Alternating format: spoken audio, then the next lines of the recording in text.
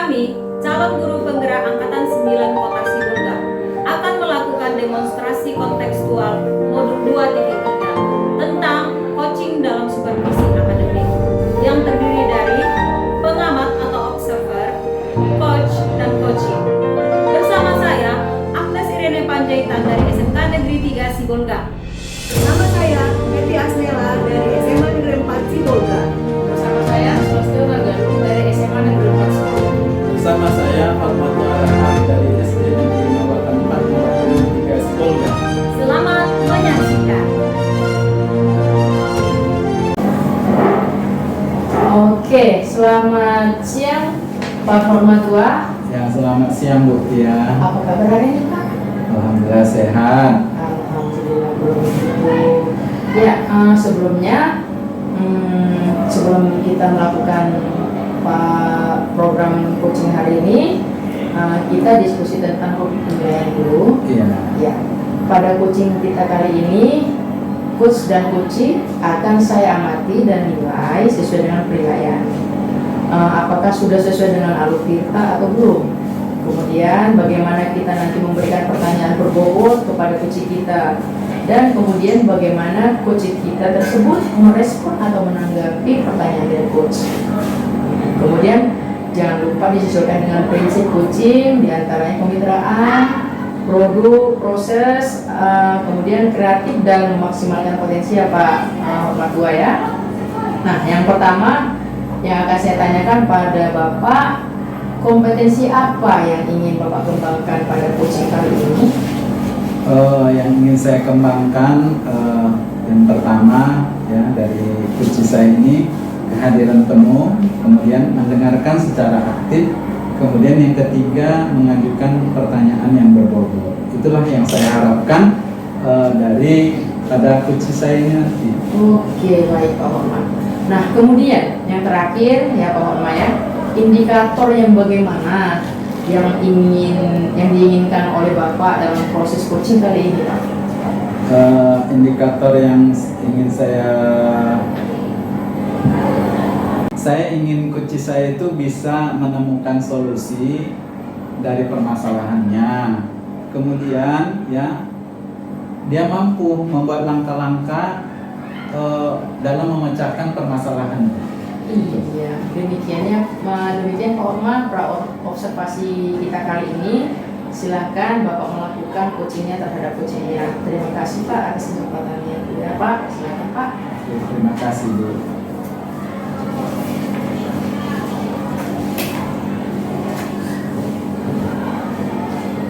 Oke Bu Agnes, selamat siang Bu Agnes. Selamat siang Pak Hotman. Oke, apa kabarnya Bu Agnes? Luar biasa sih Pak, cuma ada sedikit masalah. Oke, jadi di sini kita Bu akan ngobrol-ngobrol ya. Iya. Ya, tidak akan lama, mungkin sebentar, 15 sampai 20 menit. Nah, sebenarnya apa sih yang sebenarnya yang ingin Ibu omongi kepada saya pada siang hari ini? Oh, baiklah Pak, saat ini saya mau cerita tentang masalah yang saya hadapi di sekolah terkait guru Pak. Begini Pak, Bapak tahu kan, selain sebagai guru, saat ini saya punya tugas tambahan sebagai kepala jurusan perikanan. Nah, sebagai kaju, salah satu tugas saya adalah membuat jadwal apel pagi di jurusan yang dilaksanakan itu setiap hari Rabu dan Sabtu, dan memastikan bahwa kegiatan apel pagi tersebut itu berjalan dengan baik Pak. Ya, bagus Bu. Namun belakangan ini Pak, ada seorang rekan guru yang tidak konsisten dalam menjalankan tugasnya sebagai pembina apel. Ini katakanlah namanya Ibu A, gitu Pak. Ya. Jadi tiap kali tiba gilirannya, ini si ibu ini selalu minta izin, berhalangan hadir dengan alasan tertentu, tanpa mau bertukar jadwal dengan guru lain atau berganti hari, misalnya jika berhalangan hadir hari ini, gitu Pak. Malah kadang-kadang si guru ini tidak memberi kabar saat berhalangan hadir untuk apel. Nah, kejadian ini sudah berjalan hampir 1 semester Pak. Nah, ini yang membuat saya jadi pusing, ini kenapa sih seperti ini gitu Pak. Oke, jadi Ibu mau ngomongin tentang guru si A itu ya. Nah, ternyata yang tidak konsisten dalam menjalankan tugas sebagai pembina apel. Nah, jurusan ini setiap hari Rabu dan Sabtu ya Bu. Iya Pak. Itulah dilema yang saat ini sedang saya hadapi Pak. Saya tidak ingin image guru di mata anak-anak jadi rusak Pak, sehingga berpeluang untuk dicontoh, yaitu menghindari tanggung jawab. Nah, karena selain guru, ini murid juga mendapatkan tugas dalam kegiatan apel pagi, yaitu sebagai pemimpin apel Pak, membariskan barisan, kemudian memastikan bahwa semua murid sudah hadir di sana gitu Pak. Jadi di dalam jadwal itu sebenarnya selain nama guru, tertera juga nama-nama murid yang bertugas apel pagi, dan jadwal tersebut itu Pak ditempel di setiap kelas. Jadi itu kalau misalnya si guru tidak datang, mereka tahu oh bapak ini tidak datang, tidak melaksanakan tanggung jawab. Nah ini nanti jadi peluang Pak, oh, bapak itu aja nggak datang, nah aku besok jadi pemimpin apel nggak usah lah datang. Nah gitu Pak. Jadi kan ada memang jadi peluang, jadi membuka kemungkinan terjadinya ketidakdisiplinan dalam menjalankan aturan atau keyakinan atau jadwal yang ada gitu Pak. Oke ya, sudah baik. Ada jadwal ya Bu. Tapi jadi Ibu tidak ingin sikap tidak bertanggung yang ditunjukkan si guru A ini nantinya bisa dicontoh oleh murid ya. Nah, kenapa murid enggak gitu kan? Iya, kenapa muridnya gurunya boleh tidak melaksanakan tugas, berarti gurunya kenapa nggak boleh? Muridnya kenapa nggak boleh? Gurunya boleh. Nah itu maksudnya Pak. Nah. Oke ya, ini jelas secara langsung itu pasti berdampak ya Bu ya, berdampak tidak baik bagi murid ya, terutama di jurusan Ibu, jurusan perikanan ya Bu ya. Iya betul sekali Pak. Saya tidak ingin jurusan kita ini dianggap jurusan yang tidak disiplin Pak. Oleh karena ini nantinya akan dihubungkan dengan kinerja saya sebagai kepala jurusan. Mungkin kepala sekolah nanti menganggap ibu tidak mampu memimpin jurusan dengan baik. Buktinya apel paginya aja bolong-bolong, gurunya nggak ada yang datang, muridnya berserakan. Itu kan menjadi satu poin penilaian kinerja saya, sehingga nanti ini menjadi berdampak ke depannya Pak. Oke ya. Tapi Ibu ingat, kita ini waktunya cuma singkat loh Bu ya. Kita ini waktunya singkat. Jadi apa sebenarnya yang Ibu inginkan dari percakapan kita ini Bu? Sebenarnya yang saya pengen sekali itu rekan saya si A ini bisa berubah Pak, menjadi lebih bertanggung jawab, lebih peduli dengan tanggung jawabnya, terutama dalam memimpin apel di jurusan perikanan. Nah terkait hal ini, yang masih saya ragu dan bimbang itu hal-hal apa sih yang bisa saya lakukan untuk mewujudkan ini Pak? Oke ya Ibu. Kemudian apa yang bisa dilakukan supaya si guru A ini lebih bertanggung jawab lah dan disiplin gitu Bu? Iya, supaya lebih disiplin dan bertanggung jawab, apa ya yang bisa dilakukan? Mungkin saya bisa ngajak si ibu ini ngobrol ya Pak, ngobrol ringan mungkin ya Pak ya.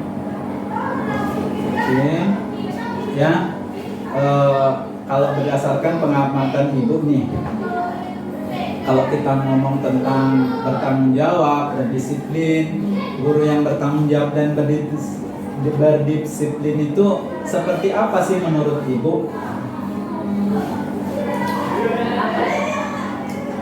Yang menurut saya itu sebenarnya guru yang bertanggung jawab itu bisa melaksanakan tugas yang diberikan oleh sekolah dengan ikhlas dan dilaksanakan dengan baik.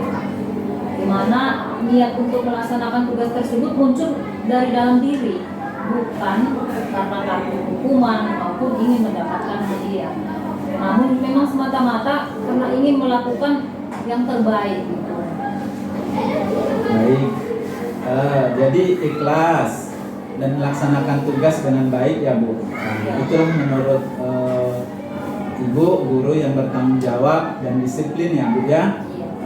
Yang pasti niat itu harus datang dari dalam diri kita sendiri, begitu kan Bu? Iya betul Pak. Betul begitu Pak. Oke ya. Nah, kalau dikatakan situasi itu di dalam level 1 sampai 10, sekarang rekan guru Ibu itu kira-kira dia di angka level berapa dia kira-kira? Terus terang ya Pak ya, kalau menurut saya ini ada di angka 5. Karena menurut saya tidak bertanggung jawab, tidak disiplin, itu adalah hal yang sangat berbahaya di dunia pendidikan Pak. Parahnya lagi, ini sudah berlangsung hampir 1 semester.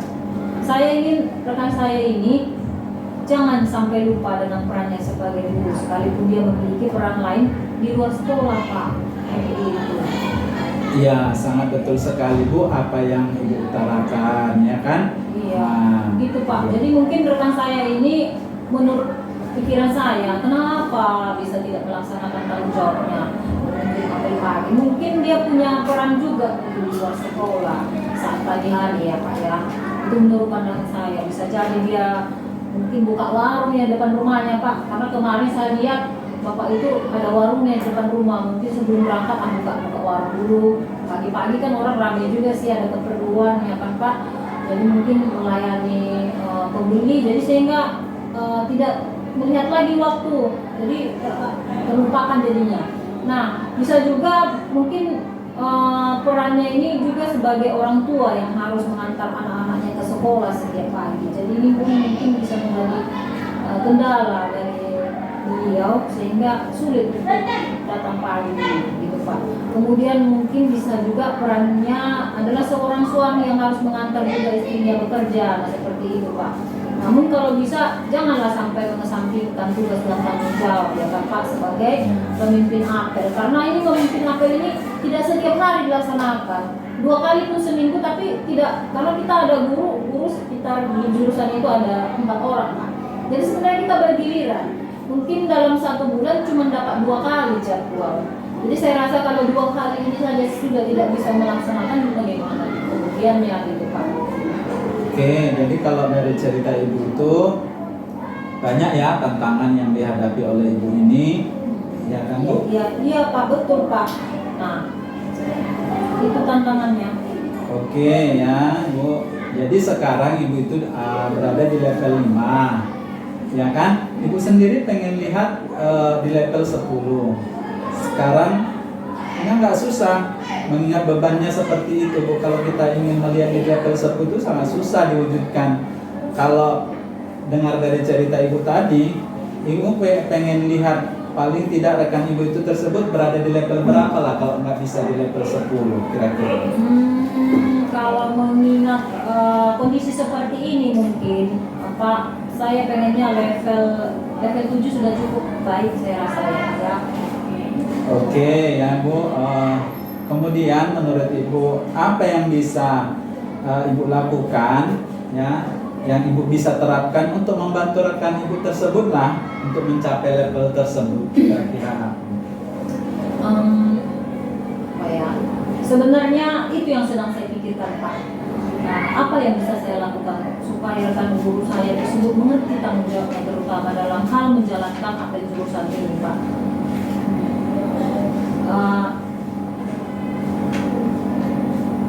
Sebenarnya mungkin saya atau kami ya butuh ruang untuk bisa berbincang. Itu menurut saya, atau berbincang yang bentuknya bisa lebih santai, tidak fokus tentang membahas tanggung jawab tadi ya Pak, tapi bisa membahas hal yang lain, bisa di ruang kantor jurusan mungkin, atau boleh juga sih di kantin ya Pak ya. Kayaknya saya rasa mungkin asik ya karena bisa lebih terbuka. Kemudian nanti kita bisa ngobrol yang lain, tapi nanti akhirnya bisa diarahkan ke ngomongin masalah yang dihadapi yang menyebabkan beliau sering melalaikan tanggung jawab sebagai pembina apel jurusan, atau bisa jadi perbincangan ini nggak ada hubungannya sama sekali dengan itu Pak. Jadi saya mungkin itu yang ada dalam pikiran saya, nanti saya ajak ngomong dulu, kami minum dulu lah. Jadi saya ingin membangun hubungan yang baik dulu Pak dengan saya seperti ini Pak. Oke, itu sangat bagus sekali Bu. Apa yang rencana yang ibu lakukan itu, ya kan? Itu sudah sangat bagus sekali gitu. Iya, jadi seharusnya ada tempat atau ruang dan waktu yang harus disiapkan untuk kami bisa berbincang seperti itu, Pak. Jadi kira-kira ibu butuh waktu nggak gitu? Butuh waktu nggak khusus untuk ngobrol dengan ibu itu sehingga ibu bisa lah leluasa gitu?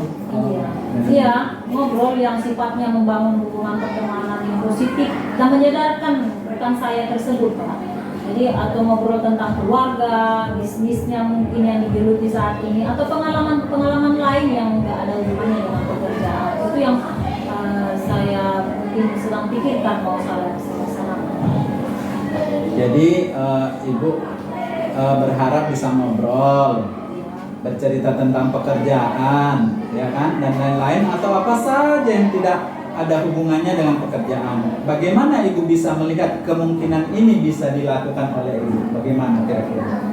Bisa sih sebenarnya, misalnya saat jam istirahat pembelajaran ya Pak ya, atau setelah pulang sekolah, atau bisa juga kok dilakukan di waktu-waktu senggang lah, ketika jam pelajaran kosong seperti itu Pak. Seharusnya bisa. Yang penting waktunya diatur aja, saya yakin bisa. Asal bisa meluangkan waktu, mungkin saya rasa bisa dijalankan Pak. Oke ya, kalau dalam bayangan ibu, ya kan, waktunya itu bakalan seperti apa kalau ini terjadi? Oh, bisa bentuk bincangnya berdua dengan santai di ruang jurusan sambil minum teh dan makan cemilan. Bisa juga berbincang di kantin sekolah biar lebih asik dan terbuka, Pak. Bisa membahas masalah pekerjaan, masalah keluarga dan lain-lain, Pak. Oke, jadi itu sudah ya, itu rencana ibu. Kapan kira-kira ibu akan menjalankan aksi ini, kemudian berbincang-bincang dengan rekan ibu itu? Kapan kira-kira? Kemungkinan dalam waktu dekat ini lah Pak. Kemungkinan dalam waktu dekat ini Pak. Oke ya, bagus sekali Bu. Ya, saya berharap sih Bu Agnes bisa melaksanakannya, ya kan? Kira-kira ada nggak lagi yang masih mengganjal ataupun yang ingin Ibu sampaikan lagi, gitu kan? Supaya pembicaraan kita ini Bu bisa kita akhiri gitu kan, dengan pertemuan kita ini. Ada kira-kira? Saya rasa cukup ya Pak. Terima kasih banyak atas waktu yang Bapak berikan. Saya sudah menemukan solusi atas masalah saya dengan berbincang-bincang kepada Bapak. Semoga nanti solusi ini bisa saya terapkan di keluarga ya Pak ya. Oke Bu, selamat. Pak, terima kasih ya Pak. Ya, sama-sama Ibu.